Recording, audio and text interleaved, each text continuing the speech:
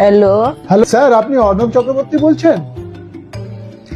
হ্যাঁ বলুন, আমি অর্ণব চক্রবর্তী বলছি।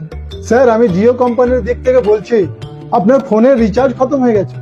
আরে বাহ, এটা তো দারুণ খবর, কিন্তু আপনি কি করে জানতে পারলেন? আরে বাবা, আমি কোম্পানির দিক থেকে বলছি, 15 দিন আগেই আপনার রিচার্জ শেষ হয়ে গেছে। রিচার্জ করাতে আপনার কি কোনো সমস্যা আছে? বিরাট সমস্যাতে পড়ে গেছি স্যার। আমার গল ব্লাডারে স্টোন ধরা পড়েছে।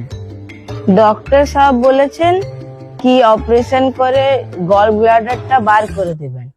আরে স্যার, ওই সমস্যার কথা জিজ্ঞেস করিনি আমি। আরে স্যার, আপনি পুরো কথাটা তো শুনুন। বলুন। যদি আমার ব্রেনে কোনো সমস্যা থাকে তো আমার ব্রেনটাও বার করে দেবেন। আরে স্যার, রিচার্জ করাতে কি আপনার কোনো সমস্যা আছে? না না স্যার, রিচার্জ করাতে আমার কোনো অসুবিধা নেই, আপনি রিচার্জটা করে দেন।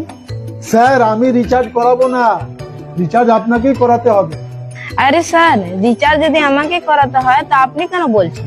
স্যার, আমাদের কাজ হচ্ছে শুধু আর শুধুমাত্র আপনাদেরকে ইনফর্ম করে দেওয়া। স্যার, আপনি খুব ভালো লোক মনে হচ্ছে। আমার বাবা সব সম্পত্তি বিক্রি করে মদ খেয়ে ফেলেছে, আজ পর্যন্ত আমাদেরকে বলেনি। আরে স্যার, আপনি ফোন রাখুন। আপনি রিচার্জ করান না করান আমার কিছু আসে যায় না। ঠিক আছে রাখুন, আমার কি, আমি নতুন সিম নিয়ে নেবো।